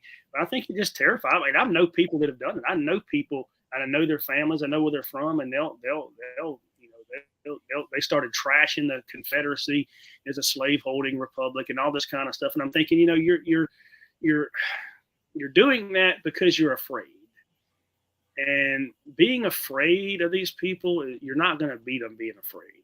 If you're going to be afraid, if you don't have it in you, then step aside and somebody else will, because they have to be confronted. Because there's books every day. I mean, I put one. I joke with Carl today. This new Lincoln book I found in the bookstore. I was just breezing through that. There are books every day coming out on Lincoln and how great he was, and we have to go toe to toe and push back every time. they bring up these things, whether it's, something on the internet or, a podcast like this, or somebody writing a book to refute it. I mean, we have to do, line by line. I mean, we can't let them continue to get away with it, because they've gotten away with it a long time. But now we have social media that it's easier to publish books and put books out there than it's ever been before. We got Shotwell Publishing and things like that. There's a lot more information that we can get out there in this medium as well. And I think we need to do that at every opportunity. And I believe are we still losing? Yeah, but I believe we are making some progress. I think so too, Ryan. I've said this a lot recently. It was probably about 1999 or 2000 when my epiphany came about. And I may have said this actually last week on the chat, but I remember very conservative people that I worked with and that were friends of mine when I first learned of the doctrine of nullification, interposition, secession, the 10th Amendment, basically state resistance to federal overreach. Very conservative and very well-intended. I mean, good people that were friends of mine thought I was absolutely insane. How can you say that? Everybody knows the federal government is supreme, and whatever it say, you just got to vote harder, Ryan. You just got to vote harder, right? So, and I could not find an ally anywhere who agreed with me on the John, the Thomas Jefferson, John Randolph, Calhoun view of things. Yeah. Nobody. I mean, I was literally an island at that time, back 20, 21, 22 years ago. Well, now I'm seeing more and more and more people who are open to the idea of, we really need to break away from these people. And when that materializes into getting the right candidates to run and actually being able to overcome the party apparatus, which prevents them from gaining office. When that happens, I don't know, but I've noticed some pretty significant changes. Back in 2011, Brian came and spoke at our division reunion in Birmingham, Alabama. And I remember I was the one that introduced him. And I said, just 10 years earlier, Brian's books, Kevin Gutzman, Tom DiLorenzo, these guys, their books would have been squelched. They'd have been swept under the carpet by the mainstream. Because of the internet and especially now you're looking at social media, I know there's a lot of problems there with the internet and social media, but at the same time, now these guys are much, and people like you and Clyde and Don Livingston, that the average American would never have had the opportunity to hear about the stuff you're putting out. Now that message is out there. Those books are out there. Brian's doing 5 podcasts a week. You've got new books coming out. Kevin's got new books coming out. I don't know. Maybe I'm an eternal optimist. I think there is hope. I hope to see a very relevant change in my lifetime. I don't know if I will or not, but there have been a vast, for as negative as we can be about the monuments coming down and the defeats that we suffer, there's been a vast amount of changes just over the last 20 years that I've witnessed, just through my own experiences. Go to Twitter and look up the hashtag national divorce and see how many times it comes up. Yeah. And how many people are using that term, national divorce, and how many people you wouldn't have seen that 20 or 25 years ago at all. I mean, I know that wasn't Twitter, but I'm saying you wouldn't have seen it used. Well, of course, 20, 25 years ago, we just came off of, 9/11 and Gulf War and everything like that. So the nationalistic, neoconservative Dick Cheney Republicans were, in charge of everything. And that was the whole big idea behind it. And, but now everybody's, has woken up from the ether, and we realize that we are a group of, at least for the most part, independent, different cultural people, and then we can't, you can't force that to get along.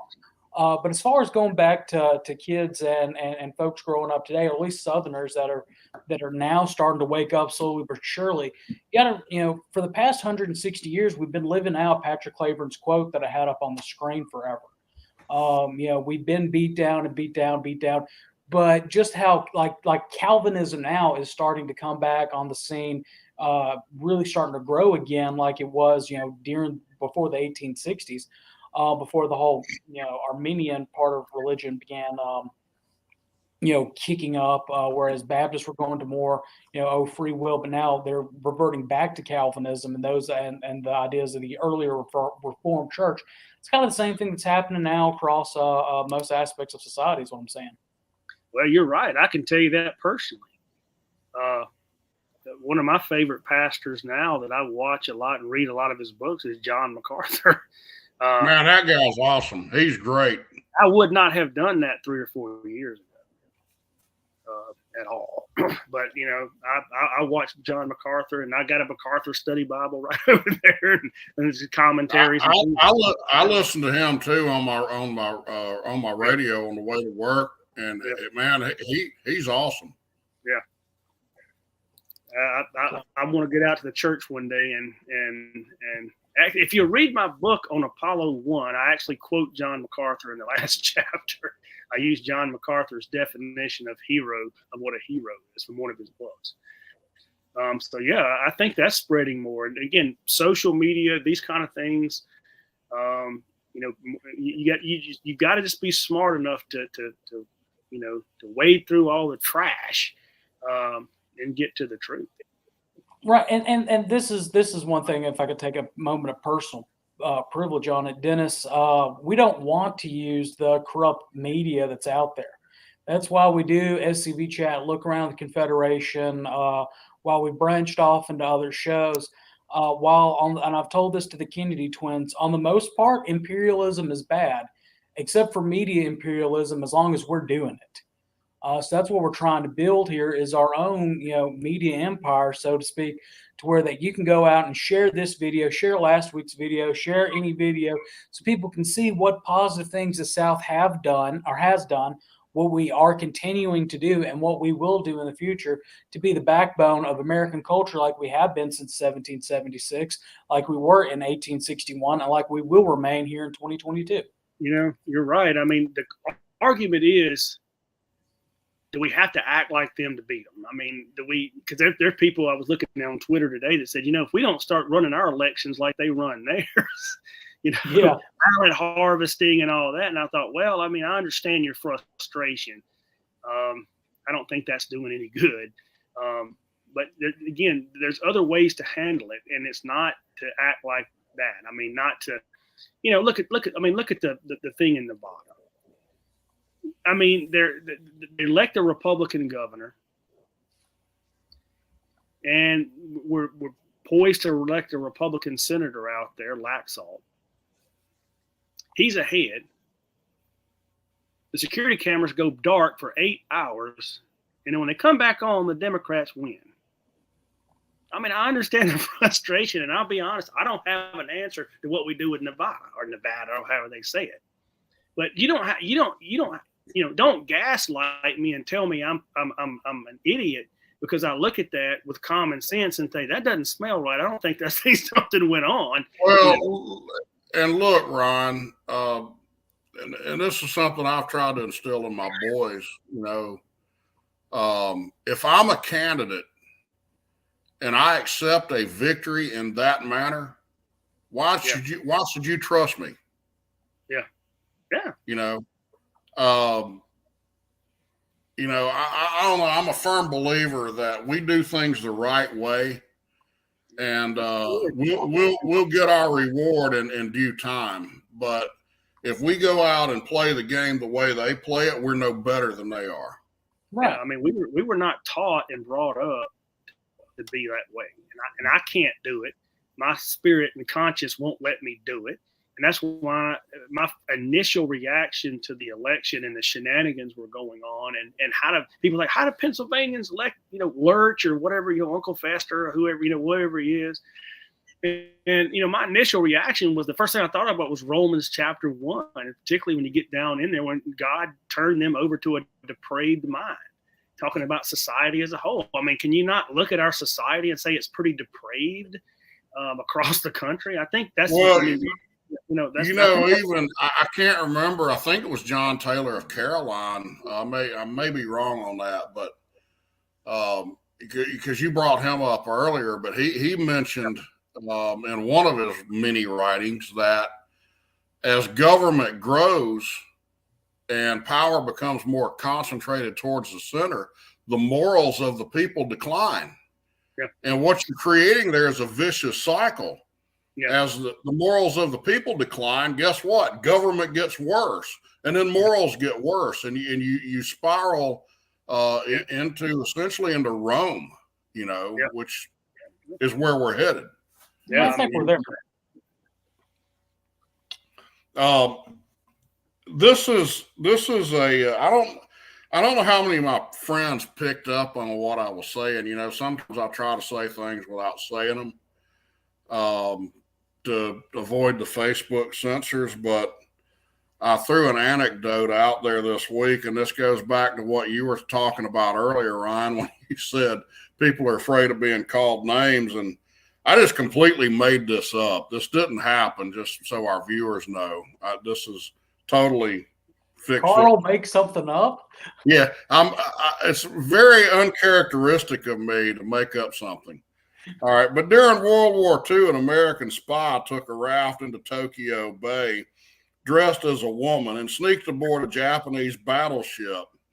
The Japanese sailors knew he wasn't supposed to be on their ship, but they also knew if they challenged him, they would be called ugly names in the future.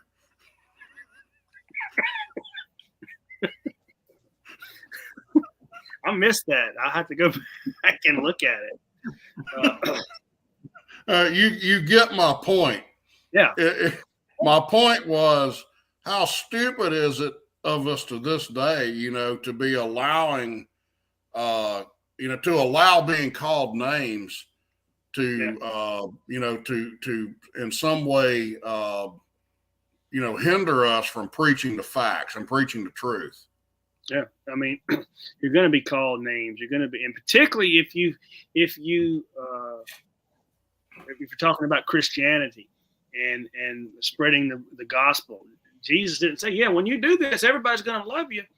They're going to love you." He said the opposite. They're going to hate you just like they hated me. I come to bring the truth. I come to bring a sword. Yeah. He knew the word. He knew that his word would divide people. Mm-hmm. Oh yeah, that's exactly what he said would happen. And people, they get this romanticized version of Jesus. He's just Jesus loves everybody just like you are.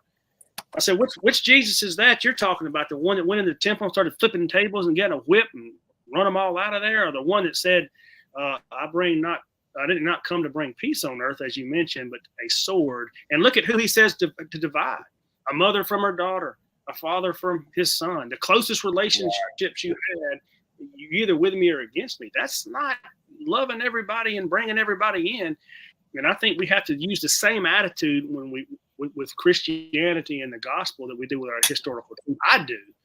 And that's why when people said, "Look, you're writing this book on Warren Harding, defending Warren Harding. I didn't know you were ready to destroy your career this early in your life." I don't care. Say what you want to call me, whatever you want to call me, a revisionist, whatever. I don't care what you say. It doesn't matter to me. I'm just gonna keep on going out there and saying that. And you can call me whatever you want to call me. And I think that's the way you have to be with everything in your life. I mean, why live scared of somebody saying something? Man, let him say it. He's probably an idiot anyway. Yep, I would wholeheartedly agree.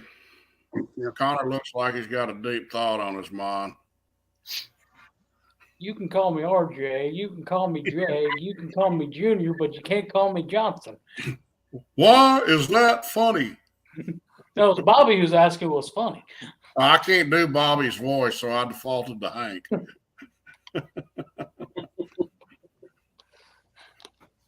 When we got into name calling, that's just what popped in my head.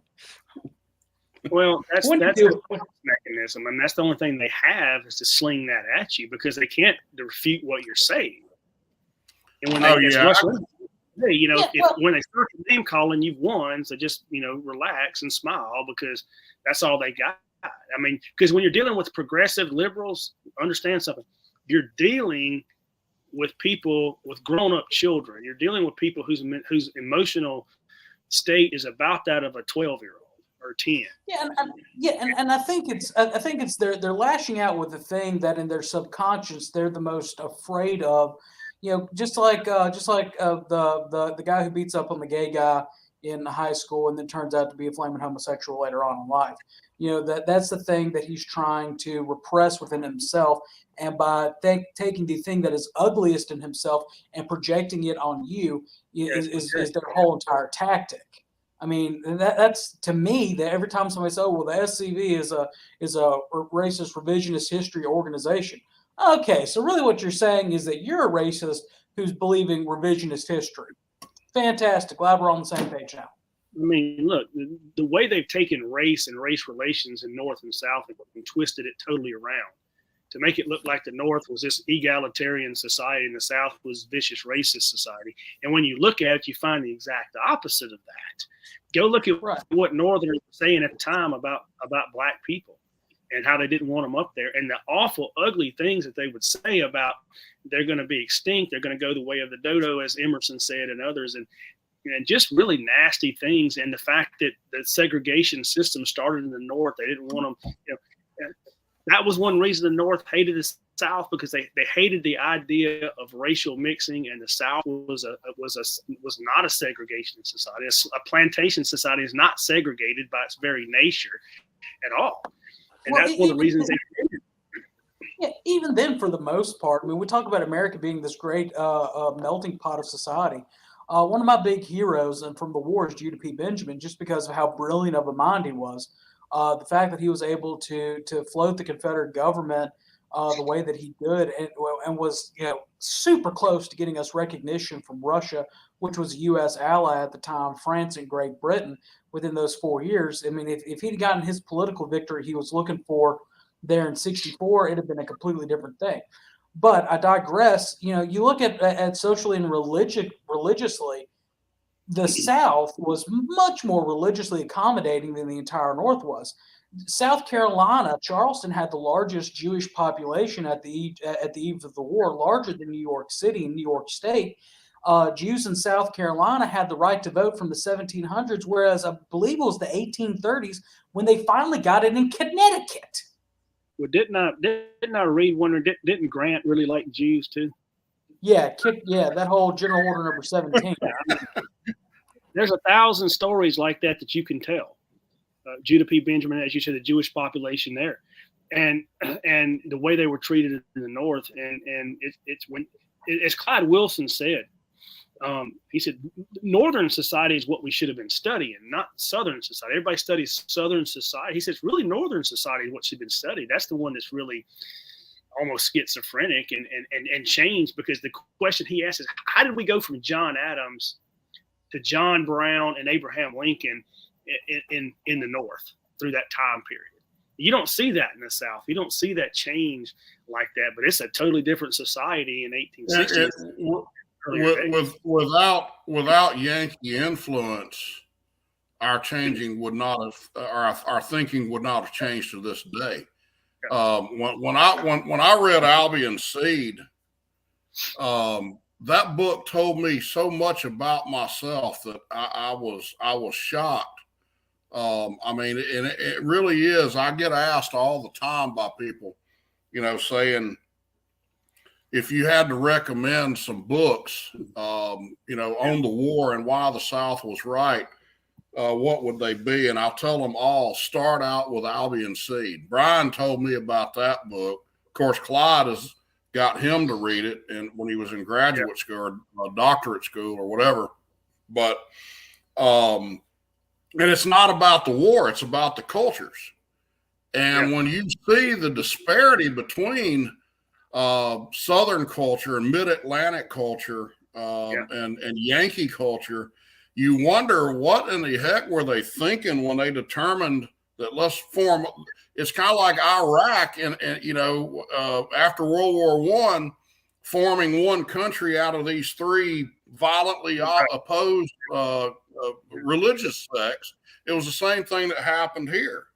But going back, I want to read a quote here. Y'all know I like quotes.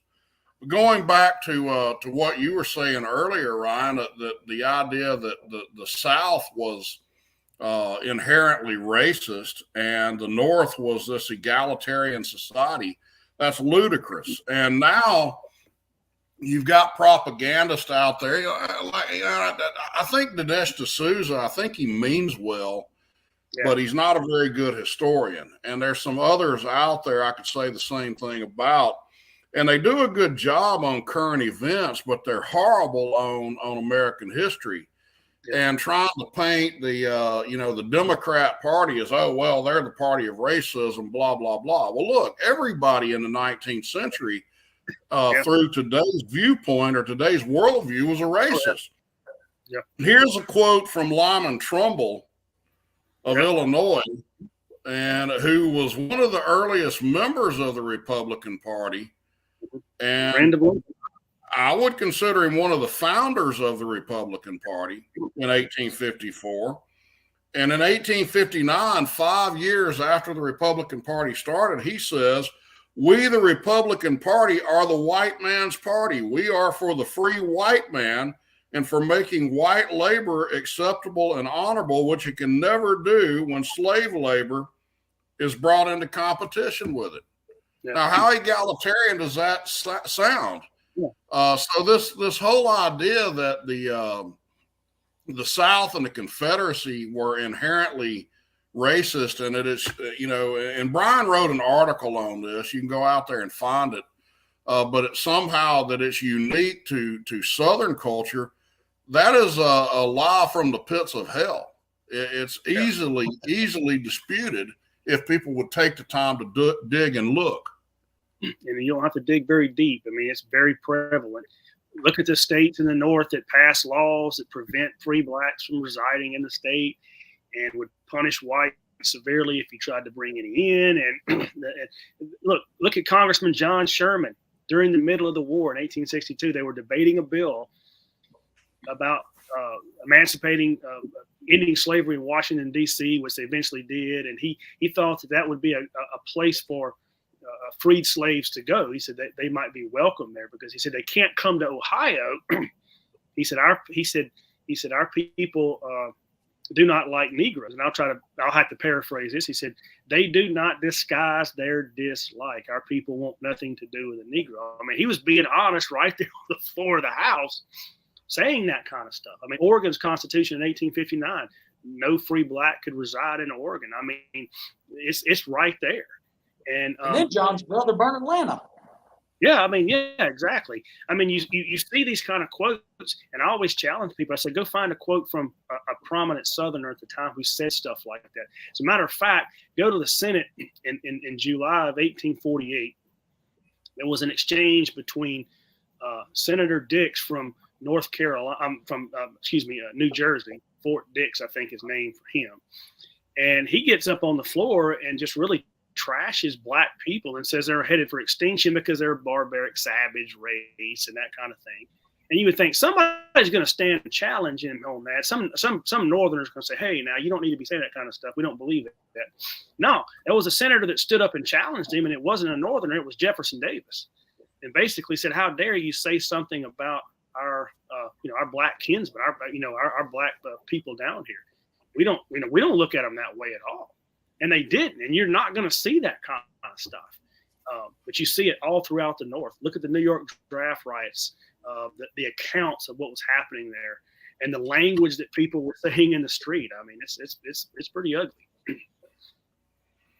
Well, I think in some ways my generation maybe, and I don't know how old you are, Ryan. I think you're a few years younger than me. Maybe your generation too.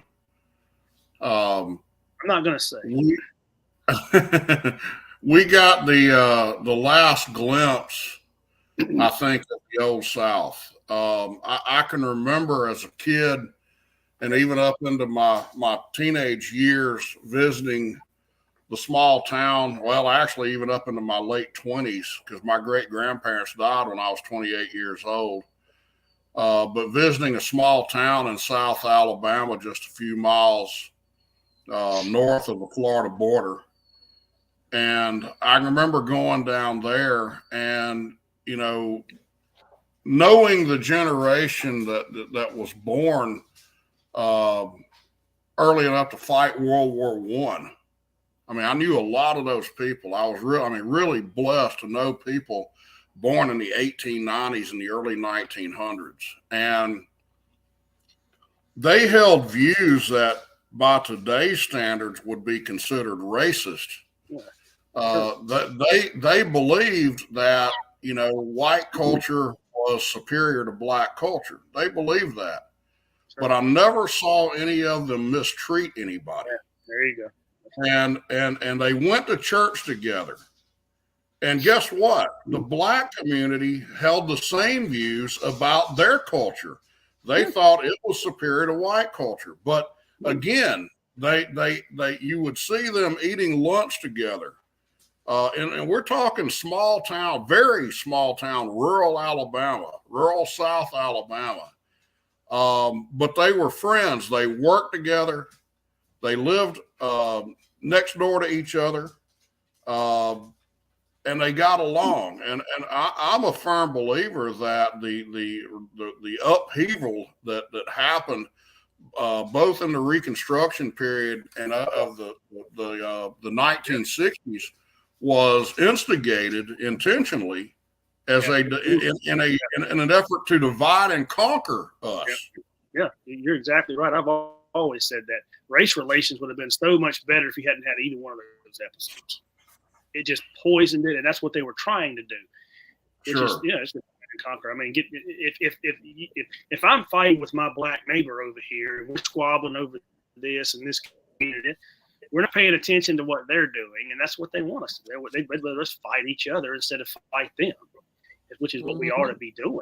You're exactly right. I mean, the denigration of the South has gone on for so many years, and so much of it's wrong, and so much of it's written by people who have no experience whatsoever. They've never been here, and you're right. We're probably all the last generation of it. I was born in 1973. My dad was a big Ole Miss fan. Me and my brother were kids. He used to take us to Ole Miss games when they still had to play Dixie and had the flags. And I mean, I've been in the stadiums where there's nothing but Confederate battle flags flying, when I was a kid. And all of that's lost, and I don't know if we'll ever get it back. But it was a different time. I tell my parents all the time. I said it was a different time.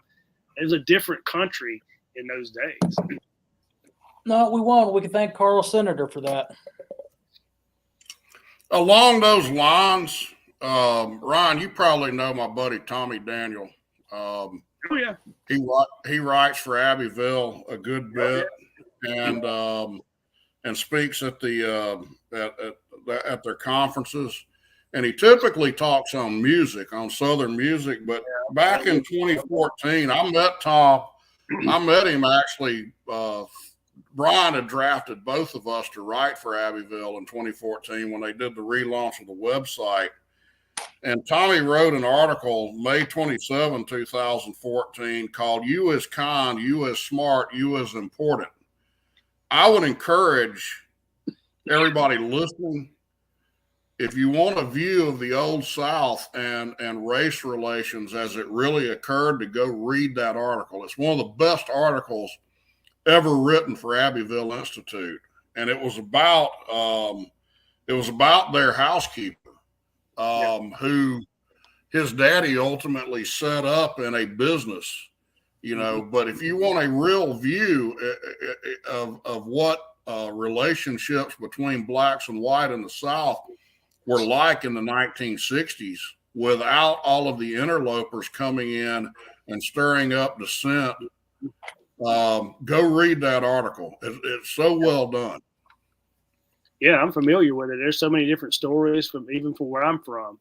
of that kind of thing happening. And I wrote that in my book, Remember Mississippi. I said that we can work out our differences and live together in peace if we get the agitators out of it on both sides. If you get the agitators out and you know, for lack of a better term, crap stirs. I mean, we can handle it, but they don't want that to happen. They want it stirred up, and the media drives it, and it's just really a tragic thing that's happened over all these years. I mean, I went to integrated schools. I was in first grade in 1979. I didn't think anything about, you know, I've had black play, but we played out, you know, nobody cared, you know. And, you know, if you keep the agitators out of it who have an agenda. I mean, you think Al Sharpton really wants race relations to be well? No, he doesn't. I mean, that's his, you know, if Al Sharpton and Jesse Jacksons of the world, if there's no racism, they starve to death. They got to go out and get a job, you know, and that's the kind of, we got newer ones coming up along, and there's some on the other side as well. I mean, you just got to get rid of it. You know, I stood a couple of years ago. I stood over in a county in North Alabama and did my best to go toe to toe with a Black Lives Matter group. And Black Lives Matter was made up of about 80% white liberals. And we're talking college graduates and college age kids whose knowledge of history could not have stood up to my son's knowledge when he was 10 years old. You know, I mean, it was, and that goes back to, you know, what we talked about earlier. I mean, really, the nucleus of all these problems, I think, is our modern education system. You know, which came from Massachusetts and the Puritans. That's where it came from. Study the colonial period. The southern colonies, they began without a public education, and there was not any public education system in the South until Reconstruction. And guess who fastened that on the southern states? There wasn't. That. New England's model was in and of itself. You know, the Boston Public Latin Grammar School in 1635 and all of that. They did that at that time, the Puritan society. Southern colonies did not. It's really interesting to look at the difference between northern and southern colonies. They were totally different even then. And that's something we should have never embraced. We should have never let the government be in charge of educating kids. That was a dumb decision. I don't think we had a choice. And I say that as somebody as a college professor, but hey.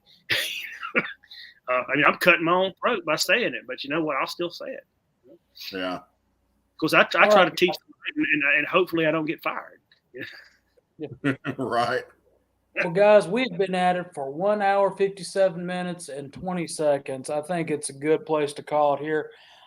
Everybody who stuck with us, we hope you've enjoyed this program. If you're watching this on repeat, give it a share. If it's your first time seeing SCV Chat, remember to like, share the page. We are on YouTube, TikTok, Instagram, and soon to be back on Twitter now that you can actually post a free thought without getting banned. So Moose is going to be out more than likely Thursday, so I'm going to have the Thursday show. I have no idea what's going to happen. But y'all remember to email your news stories into scvyouthOutreach@gmail.com. We'll be happy to cover those this upcoming Thursday. Other than that, Carl, your episode is next week, right? That is correct. What you talking about? Well, you want me to do my Hank Hill? Connor bet me I couldn't do this with a straight face. Go ahead. It will be comedy night. It will be me doing the show, and you're left to my own zany brand of shenanigans and hilarity. The guffaw. Don't forget the guffaw. I didn't do it in the Hank Hill voice. Yeah, no, a Southern Ben Stein. How about that? Yeah. You're almost to the guffaw, Carl. The guffaw. The guffaw. All right, guys. Well, in the world. Oh, by the way, hope everybody had a great Saskatoon Fiefdom Independence Day yesterday. That just popped in my mind because of Harold and Gladys. Because in the words of Harold Philpotts, remember, no Fumar in the elevator. Ref rock.